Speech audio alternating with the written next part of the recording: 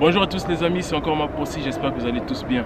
Aujourd'hui je vous présente un nouveau type de vidéo que je vais commencer à faire. Disons, ce sera les interviews que je vais appeler les Master Talk. Master c'est vous et Talk c'est pour parler. Donc j'espère que ça va vous plaire hein. Bon, pour notre première interview, notre invité du jour s'appelle Iché. C'est un étudiant africain qui a fui la guerre en Ukraine. Vous savez tout ce qui se passe là-bas. Il a trouvé refuge en Roumanie. Donc, on va l'accueillir aujourd'hui. Il va un peu nous parler de son expérience d'étudiant ayant fui la guerre en Ukraine et venu en Roumanie. Can you introduce yourself so people can know who's talking? Okay, so I'm Miame. You can call me Ishe to not make it complicated. Yeah, I'm from Zimbabwe. Yeah, I was a student in Ukraine, medical student in Ukraine. Yeah, so I'm currently residing in Romania for the meantime. Okay, and so how long have you been in Romania? I've been in Romania for up to almost 2 months now. Let me just say 1 month, 3 weeks, because I came straight after the war started, and started around 24 February, that's when it intensified. So let's just say maybe end of February, that's when I came. It's almost 2 months now. In the city of Chernobyl, were there a lot of foreign students? Yeah, there were quite a lot of foreign students, because Chernobyl is more like a cultural city. Like it's more of like, it's a city of mainly made up of native Ukrainians. Yeah. So it's not like really a flashy city, yeah, but it's how can I describe it? It's a more like a cultural city for them, and more of an educational city, because like there is like Chernobyl Medical School is one of the best medical schools in Ukraine. Yeah, so definitely a lot of people come to Chernobyl, even though Chernobyl is not as big or as nice as Kyiv. Okay. Yeah. And when everything started, I mean the war, and what was the attitude of people, mostly foreign students? They waited, or they wanted to leave already in the moment? It's individual based. It was kind of like differing from individual to individual. Like some people, they were not panicking in like normal situation. There are some people who would panic, which is the majority, and then some people won't panic actually. Yeah, and also the level of panic is also determined by where you are at. Yeah, at the point of the crisis. Yeah, people who are in Eastern Ukraine, definitely, even if you are, no matter how brave you are, you must panic. Exactly, because they were closer to the yes, and it was intense there. For people in Western Ukraine, it's not that intense. It wasn't that intense. The only problem that was there was the rush to go out, because you know it's crazy, man, when you are seeing people that live in that country trying to leave their own country. So like you as a foreigner, you're like, what am I looking for here? Exactly. So like that rush was what most of the people in Western Ukraine were experiencing as foreign students. Yeah, that rush, it was crazy, man. Like trying to fix yourself on some cheap transport, which was no longer cheap. So like you just have to use the plan that's there. Like it was just extreme measures, man. Something that's unplanned. Yeah. And then for the people from Eastern Ukraine, man, that was crazy, man. Like I literally video called some of them. Like on video call you can literally see the buildings that have been blasted, the buildings that have been bombed. Yeah, it was crazy, man. Like at first, like they were actually stuck in those places. Like people like in Kharkiv, Sumy, took time for them to actually start leaving their cities. Yeah, so it was very hard. But all thanks to God, man. Like we have evacuated. We are here now. And now I would like to know, how did you do to leave exactly Ukraine? For my own, you came by walking, or you take a transport? It was public transport. Some people were using train, some people were using bus, some you could maybe hire a car or whatever, like maybe a group of friends or whatever. I used bus. Yeah, like my church, like some members from my church organized the bus. Yeah, so we had to organize, and then we would pay certain amounts. Like we're hiring a bus for a church, you say? Not specifically for a church. Church members from my church. So it was a church. What kind of church? The members of my church, like an African church, like an African church. Yes, like in Ukraine, like the community there, the African community. We actually have churches in the African community, different churches. Yeah. So members of churches, they could just organize. Maybe they will go and meet a Ukrainian driver, Ukrainian bus owner, and then they will now tell them, agree how much they will give them to hire their bus for that trip. Yeah, so then you have to pay that certain amount, like they will divide obviously by the number of seats, and then you now pay a certain amount of money to. Oh, I think that was kind of a good idea for the church to organize. Yeah, it was a very good idea. Like some people, like it just depends on who you are with. Yeah, some people it was church, some people maybe it was school, maybe some people, yeah, just it depends. Yeah. Okay, so that's how you left Ukraine. What happened to the border? Ah man, the border, it was crazy. It was crazy, man. Like. We're interested. Yeah. Tell us what's happening. The Ukrainian side, no man, it was crazy. Like especially the border that we used. I don't know whether the challenge. I don't know what to describe the challenge was. Like whether it was the problem was with the soldiers, the Ukrainian soldiers, or the problem was we were too many or something. I don't know. But then like they took time with us. Like they wasted their time. Like they actually decided it was so intentional and.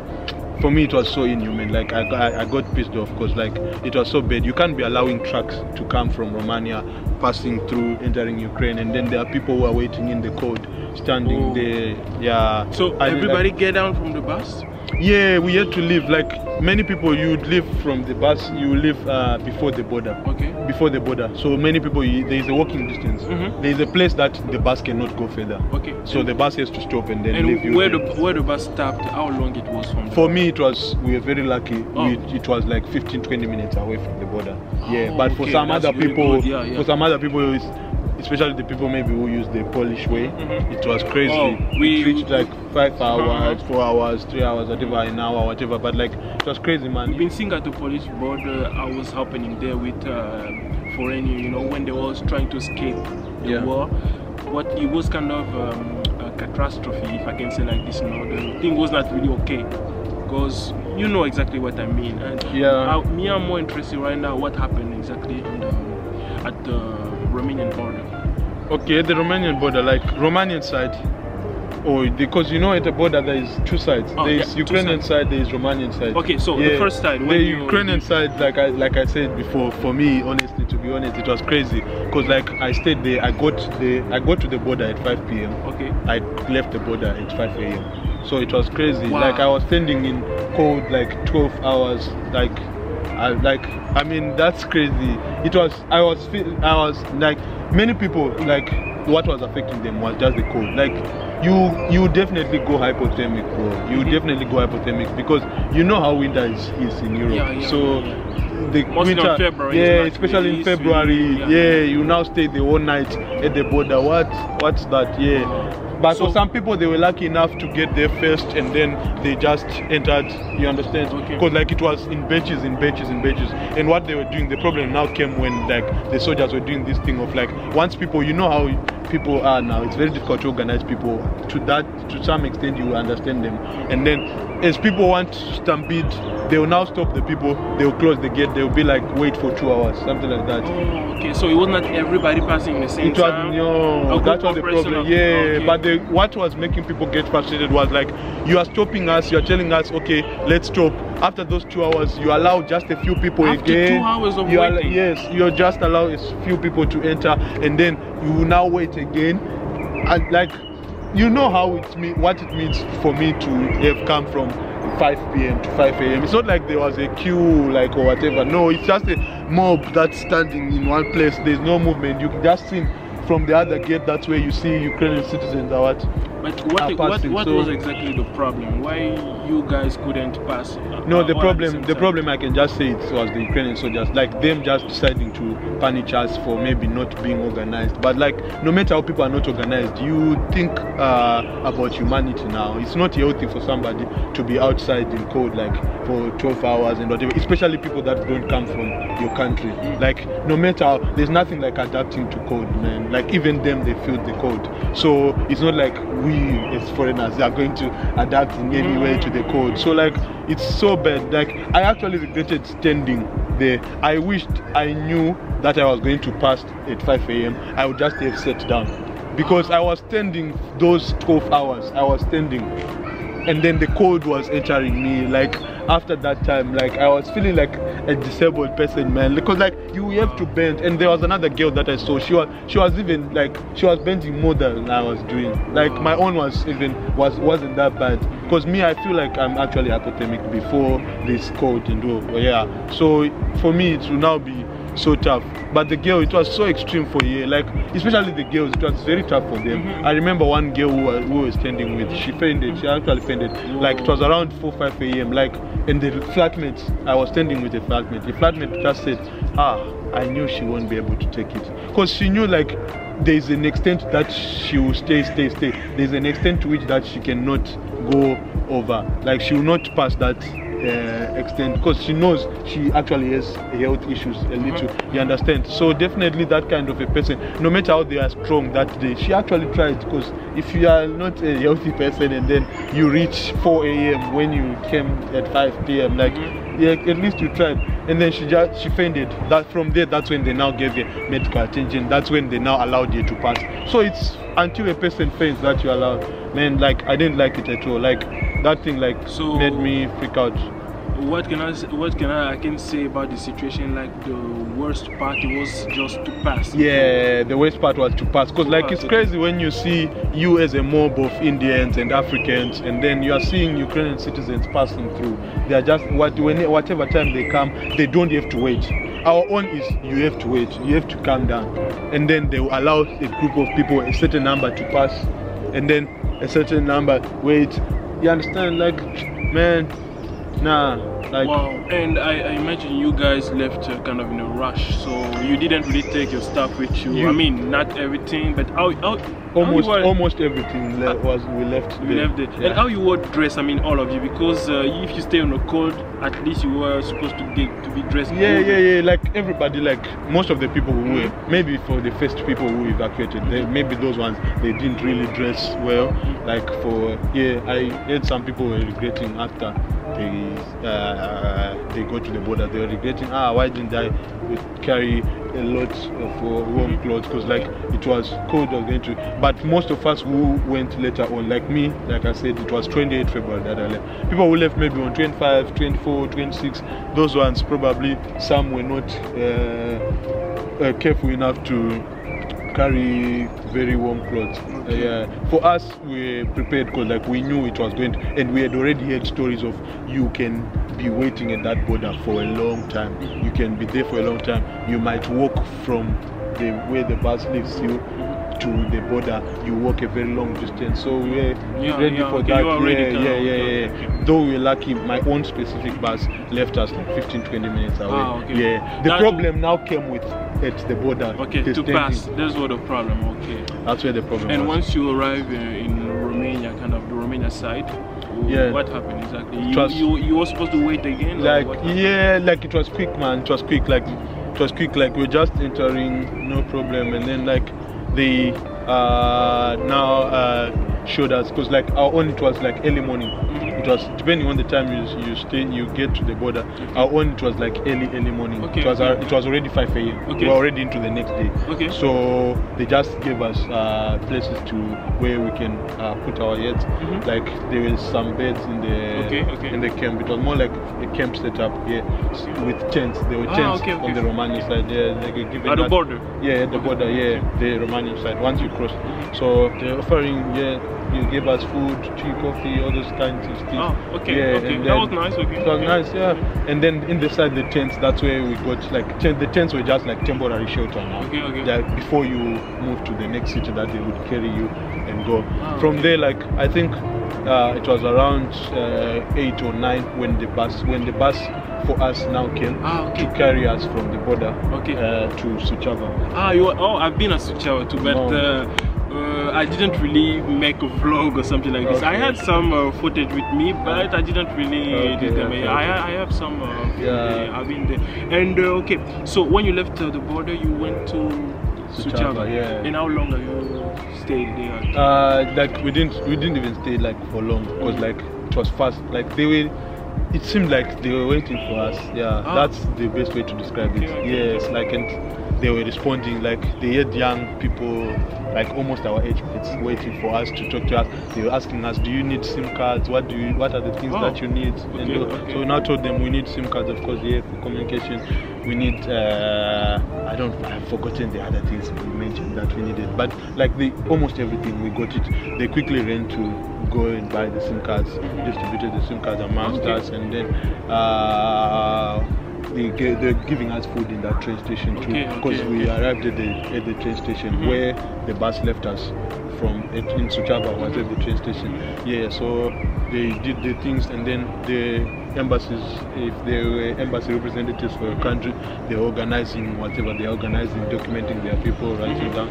Yes, before that, and then they now told us that very soon we'll be boarding our train. We didn't like take, maybe let me just say 1 to 2 hours in Suchava. I have another question. When you arrived in Romania, what was your first impression exactly? Like it was good, man. Like I was already impressed. Like man, they'd already bought my heart already, because like I got there, and then in the border, in the Romanian side, I asked the security guard. I remember I asked me and my friends asked the security guard. They were like, you speak English? Because like we were like, how are we going to use translator to communicate with him, to ask him much? He was like, yes, I speak English. It's an international language. I was happy. I was like, nice, that's nice. And then we got to Suchava. The people who attended to us, they were speaking English too. And their English. What is really good with Romania here, a lot of people speak English. And I see it kind of in all my videos. Even you're gonna find a teenager, you're gonna see them speak English. They speak English. Like, and their English is actually like almost perfect. Let's just say perfect. I've been learning English with them, you know, because when I came to you actually learned English. I learned here, exactly. So they try, like their English now, like they speak proper English. The ones who can't speak English really, maybe it's just they cannot speak it well, but like they can speak. So in the beginning you said you studying medicine, and what is happening right now exactly? Because I guess when you left in Ukraine, it was kind of in a rush. Did you have the time to take all your documents, what you left in the university? I mean, you had the time to take them all? No, majority of the people, they don't have their documents, like things like certificates. They are with their schools, those ones. The only luck that I had is I had just sent my documents back home. My certificates, my 2 certificates, I just sent them back home because of I wanted to do the legalization process. I had a complication with my agent and so my documents were actually not processed like the correct way. So I had to send them back to my country, and then they go to the embassy again, go for legalization, and then I'll now bring them, submit them again to the school. So like the school had just actually allowed me to check my documents for that legalization paper. So you had them kind of online already? Yes, I have them online, yes, but everybody has their I think almost everybody that's responsible has their documents online. Like you must have a copy, a scanned copy of your documents. The only thing is you don't have a physical form. Me, I have my own in the sense that they are back home. My parents, they have the certificates. So you have your documents? My documents are back home because I had sent them back there for legalization. My legalization was not done properly when I came to Ukraine, like when I as a first year student. So now I have to. They are now being. They were about to be legalized before the war happened.